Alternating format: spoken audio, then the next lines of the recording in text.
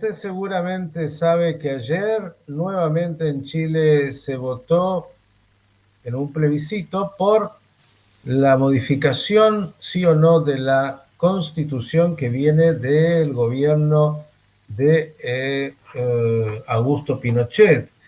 Ya había habido un intento fallido y le cuento que nuevamente este intento fallido se ha repetido. Claro, todo lo que eso significa en términos políticos para el gobierno de Boric, lo que significa para Chile.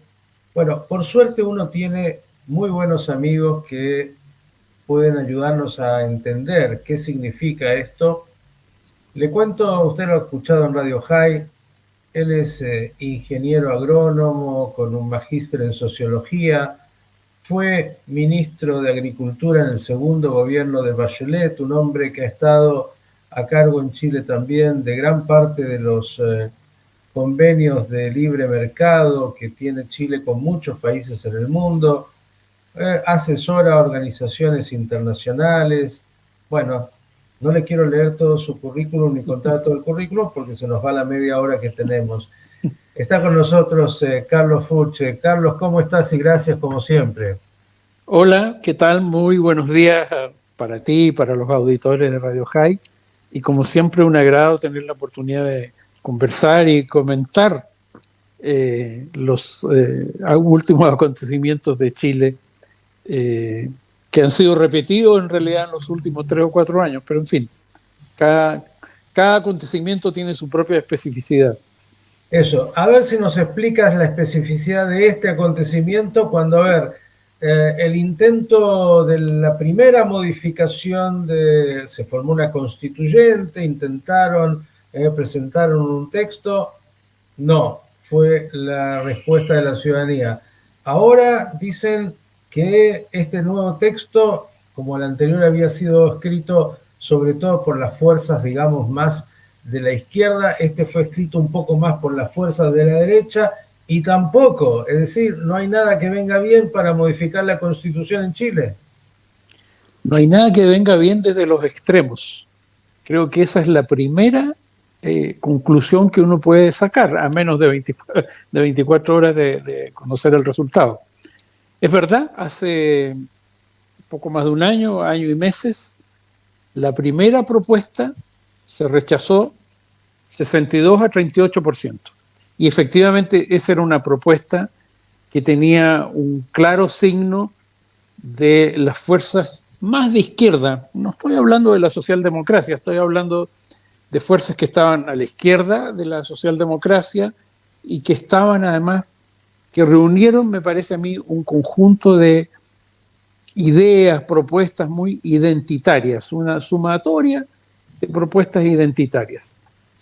Ese primer fracaso motivó este segundo intento, que era un segundo intento que estaba mucho más ordenado en su propuesta inicial. De hecho, la convención, la constituyente, la segunda constituyente trabajó sobre la base de un texto aprobado por todas las fuerzas políticas, desde la ultraderecha, los republicanos, hasta la izquierda más dura, el Partido Comunista, que elaboraron en el Congreso o a instancias del Congreso una propuesta. Y esa propuesta fue conocida por esta convención constitucional que tenía una clarísima mayoría de derecha. En realidad, con los votos de la derecha bastaba para aprobar lo que quisieran. ¿Qué es lo que finalmente ocurrió? Aprobaron una propuesta constitucional que difería mucho de aquella aprobada por esta comisión de expertos de alto consenso, difería mucho. Como más de alguien dice, se les pasó la mano y se fueron demasiado a las marcas identitarias más conservadoras, liderados además por el obvio candidato a presidente de la derecha más dura en Chile, que es José Antonio Kast, que ya fue candidato y fue derrotado por Boric hace 2 años atrás. Y eso es lo que fue derrotado ayer. Entonces, lo que fue derrotado ayer es equivalente a lo que fue derrotado en septiembre del año pasado. Y creo que el mensaje es un mensaje doble. Por un lado, la mayoría del país es una mayoría que no tiene domicilio político estable, pero que en general me parece a mí, apuesta sistemáticamente por propuestas de amplio acuerdo, de amplio consenso, lo que no ocurrió en ninguno de los dos procesos constitucionales. Y me parece que el segundo dato es que aquí nadie tiene clavada la rueda de la fortuna. Esto que parecía tan obvio que en un año y medio, 2 años más, habría una elección presidencial en Chile con una clara ventaja del candidato más de derecha que hemos tenido nunca, me parece que no, que hoy día está todo abierto. Carlos, Depende de lo que, sobre todo el gobierno, sea capaz de hacer en los próximos 18 meses. Carlos, ¿la ciudadanía te parece que votó en contra del texto, del contenido, de la modificación de la Constitución o la identificación de Kast y la derecha y ese liderazgo tapó de alguna manera el contenido? Dijiste en algún momento había un texto consensuado, que de alguna manera sí estaban todas las fuerzas políticas de acuerdo, y entonces uno se pregunta si es que la modificación fue tan importante en el contenido como para que la gente dijera no, estamos en contra de estos artículos tan conservadores, o es el liderazgo de justamente Kast como un representante de esa derecha tan extrema lo que la gente rechazó. Yo creo que es de todo un poco. Primero, era una propuesta constitucional que tenía más de 300 artículos. Es bien difícil que una ciudadanía, por más informada que esté, se dedique a estudiar en el marco de las urgencias que cada cual tiene en su vida cotidiana una propuesta constitucional de más de 300 artículos. Entonces hay que asumir que la gente votó por las imágenes que se transmitieron respecto a 2, 3, media docena de asuntos que parecían más importantes para la ciudadanía. Pero también votó, yo creo, con un registro más político-ideológico. Mira, esta propuesta está muy cargada a la derecha y eso no me gusta. Y está muy liderada por este señor Kast, que está muy cargado a la derecha más extrema y eso tampoco me gusta. Entonces, en general en las elecciones, como yo aprendí desde muy joven, en las elecciones nadie pierde, todo el mundo explica y hace interpretaciones. Esa es como la norma de la política, nadie pierde, todos ganan. Pero yo creo que simplificando un poquito el análisis, haciéndolo menos rebuscado, aquí hubo una propuesta que fue respaldada por la derecha, que fue liderada por la derecha más extrema, y esa propuesta fue derrotada ampliamente. En consecuencia, los que propusieron esa modalidad constitucional y la respaldaron en la campaña, perdieron, punto. Sacaron 11,5 puntos menos que los que rechazamos esa propuesta. Entonces, está bien, uno puede interpretar, pero aquí hubo unos señores que ganaron y otros señores que perdieron. Muy bien. Y los que perdieron, evidentemente, fueron los que lideraron esta propuesta ampliamente rechazada por la ciudadanía. Ojo, cuando tenían todo. Como alguien dijo también, y me gustó la analogía porque yo soy futbolero, estaban solos frente al arco, el arquero botado y le echaron fuera. Se perdieron el gol. Y eso es efectivamente lo que ocurrió. Bien. Tenían todo. Ahora quiero ir más allá de esta constituyente, porque claro, desde afuera por lo menos uno lo ve y dice, esto casi es un plebiscito, como dijiste, ¿no? Derecha, izquierda, dos modelos, dos países. Chile no está exento a la polarización que se vive en el mundo, y el gobierno de Boric, que viene haciendo lo posible para mantenerse con un equilibrio muy particular. Digo, ¿cómo queda el gobierno de Boric frente ahora a esta nueva elección? ¿Cómo queda la derecha? ¿Y cómo queda, te parece, el tablero? Dijiste en algún lugar, parecería que la ciudadanía no está queriendo ni una izquierda muy izquierda ni una derecha muy derecha. Estás hablando del centro. No es lo que se ve habitualmente hoy en el mundo y en la región. Es verdad. ¿Cómo ves esto en términos de la política chilena hacia el futuro? Bueno, primero, respecto del gobierno, yo creo que claramente el gobierno con esto recibió un balón de oxígeno, tiene un respiro. No para impulsar la propuesta original, porque esa me parece que ya está fuera de tiempo y lugar, pero sí para retomar una agenda positiva, constructiva respecto a lo que son los principales problemas del país, principales problemas que todo el mundo está de acuerdo en cuáles son: seguridad, pensiones, salud, educación, pero sobre todo seguridad como prioridad número uno, la principal preocupación de la ciudadanía, y luego pensiones, que llevamos 10 años discutiendo una reforma de pensiones, varias veces a punto de llegar a un lugar de acuerdo, a una propuesta de acuerdo, que no se ha materializado. Y yo creo que eso no resiste más. Si el gobierno de Boric quiere dejar algún legado, la reforma de pensiones es como el piso, es como el desde. Si no tiene eso, va a pasar como un gobierno completamente intrascendente, que me imagino nadie quiere. Entonces, ¿le da un balón de oxígeno? Sí. No es eterno. Digamos que esta recuperación de una cierta iniciativa política y de la agenda tiene que visualizarse ahora, en los próximos meses. En Chile todavía en enero hay actividad política, en febrero es vacaciones. Esto tiene que estar siendo visible a más tardar a comienzos de marzo, cuando se inicie el año político, porque el próximo año ya hay elecciones que son de alguna manera el preanuncio de las presidenciales. Entonces, para el gobierno es una buena noticia, y basta imaginar cómo hubiese sido el escenario si hubiera ganado el a favor. Hoy día sería un completo desastre. El día de hoy sería un completo desastre, cambio de gabinete, cambio de recriminaciones mutuas, etc. No estamos en ese escenario, estamos en un escenario que le da un cierto oxígeno al gobierno. Y para la derecha, creo que por primera vez en los últimos 18 meses se pone en cuestión el liderazgo de quien parecía ser el líder indiscutido de la derecha, que era la derecha más extrema de José Antonio Kast. Creo que eso está puesto en cuestión. Vamos a ver qué resulta. Pero ya no es obvio. Porque, como él mismo lo reconoció ayer, perdieron y fue un fracaso. Bueno, hay veces en que a partir de una derrota y de un fracaso las posibilidades de reconstituirse existen, pero otra vez, me parece a mí que el escenario está bastante más abierto que lo que teníamos el sábado. Y en segundo lugar, esto que comentas tú creo que es muy cierto, en una tendencia a la polarización en el mundo en general. Esto de Chile da como un cierto aire, como un cierto oxígeno. Vamos a ver.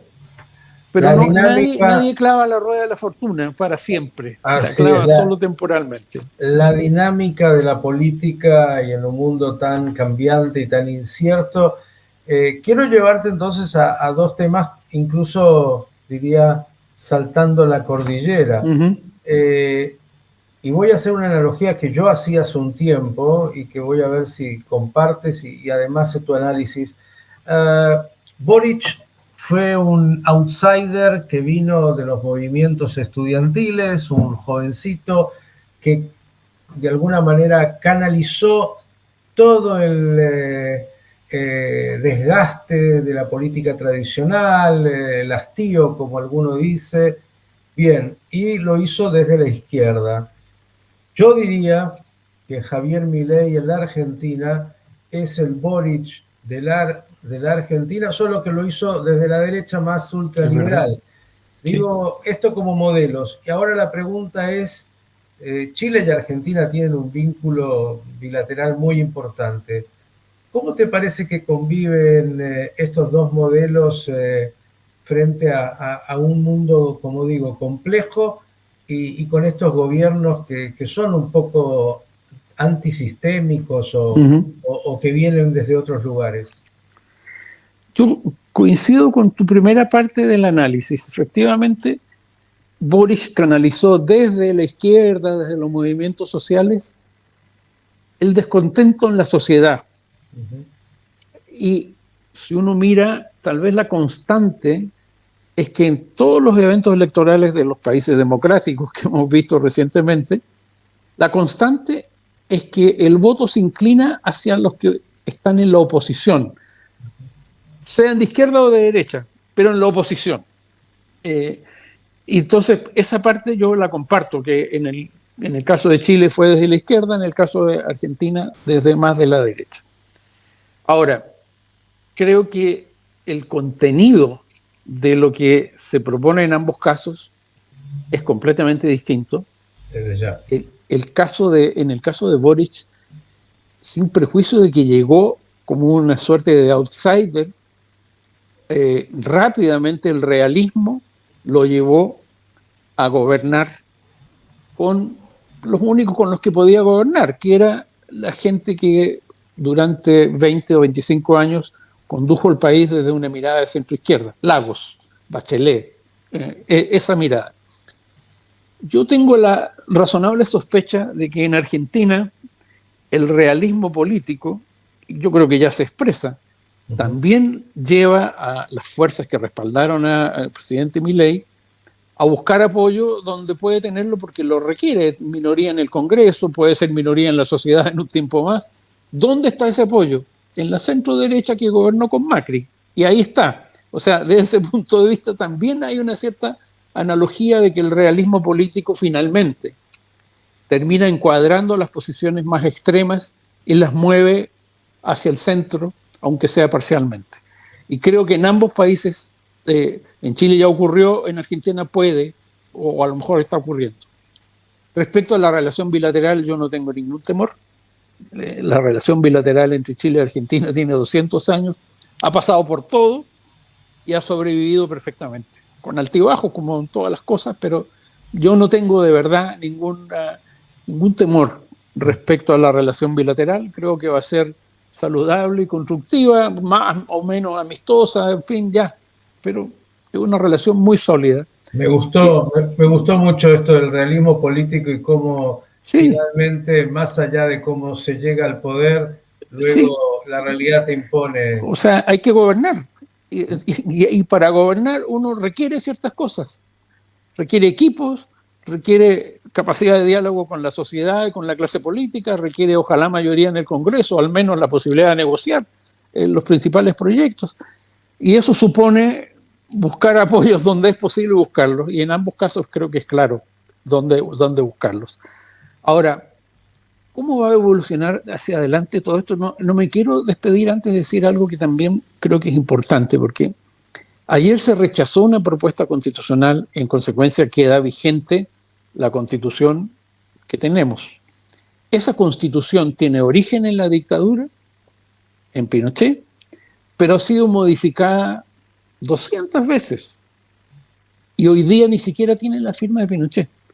Tiene la firma del presidente Lagos, con el último cambio constitucional del año 95. Es una constitución que además, hace un año atrás, redujo el quórum para que fuese modificada. Pasó de 2/3 a 4/7. En consecuencia, ya no es la constitución pétrea que teníamos antes. Y a mí me parece que por un tiempo muy largo vamos a seguir conviviendo con esta constitución. Sufrirá ajustes probablemente, se corregirán algunos de sus defectos más notorios, particularmente esta concepción de un Estado completamente subsidiario, pero me parece que el debate constitucional se cierra por un tiempo largo. Y me parece que es una interpretación demasiado forzada de decir, no, la ciudadanía eligió la constitución de Pinochet. No, nosotros no votamos eso ayer. Votamos en la propuesta que nos presentaron y esa fue rechazada. Punto. Carlos, no me quiero despedir yo sin preguntarte otra cosa. Dijiste prioridad ciudadana, la seguridad. Sí. Pero hay alguno que acuñó una frase en algún lugar que dijo, es la economía, estúpido. Quiero Clinton, campaña de Clinton. Claro. ¿Cómo está lo que al final ahí a tantos ciudadanos los afecta de manera directa? ¿Cómo anda la economía? Yo creo que es la seguridad, la economía, las pensiones, estúpido. Creo que todo eso junto. La economía, mira, esto para los auditores argentinos puede sonar incluso un poco estrafalario, porque para Chile fue un gran trauma tener una inflación el año 2022 de 15%. Por Fue favor, traumático. trata de entender que al otro lado hay algunos auditores que Por sobre eso, por eso lo digo, les puede parecer estrafalario, pero en la historia económica de Chile en los últimos 30 años era grave sí, claro. tener una inflación de 15%. Este año se va a cerrar con 4,5% y el próximo año con 3%, que es la recomendación y el objetivo del Banco Central permanente. En Chile nadie piensa con eliminar el Banco Central, al contrario, con fortalecerlo. Entonces, vamos a tener un crecimiento cero o 0,2, da lo mismo, sin crecimiento en el año 2023, con alguna recuperación de crecimiento en el año 2024, tampoco nada espectacular, 2%, pero me parece, ojalá no me equivoque, que la parte más baja de la curva fue justamente este año y que ahora, aunque fuera lentamente, va a empezar a mejorar la economía. ¿Qué impacto va a tener eso sobre las decisiones políticas de los próximos meses? Veremos, pero seguramente será un escenario mejor que el que teníamos este año. No va a ser un escenario como el que teníamos en Chile hace 8 o 10 años atrás, pero va a ser un escenario un poco mejor. Yo espero que eso sea visible, solo puede ser visible en empleo y en salarios, es así como la gente lo mide. Y el otro tema, de verdad, en el caso de Chile también es muy traumático el tema de la seguridad ciudadana. Es muy traumático y no hay otra manera que reunir fuerzas, porque, bueno, está lleno de ejemplos en la región, también en Argentina, de cómo la delincuencia crece y crece, como el crimen organizado, como le suelen llamar, va ocupando cada vez más espacio. Y eso es un peligro, no solo un peligro para todos nosotros como ciudadanos, es un peligro para el sistema político y para la democracia. Así que creo que aquí también hay que sumar fuerzas. Y la habilidad del gobierno y de la oposición, de los dirigentes políticos, es encontrar los puntos de acuerdo que permitan sumar fuerzas. No hay otra manera de corregir esta pendiente muy peligrosa en que estamos todos, de avance del crimen organizado y de la delincuencia que nos amenaza en general a todos, que amenaza a la política y al sistema democrático. Querido Carlos Fulche, como siempre, un enorme placer y el agradecimiento por estos minutos. Muchas gracias, un gran saludo para ti, por supuesto, y para los auditores, y mis mejores deseos ahora que estamos ya tan cerca del fin de año. Un abrazo. Igualmente, Carlos Fulche, ex ministro del gobierno de Michelle Bachelet, un hombre de la política en Chile y que nos pudo explicar, me parece, ¿no?, con mucha claridad lo que ha acontecido ayer y el panorama que está viviendo ese país.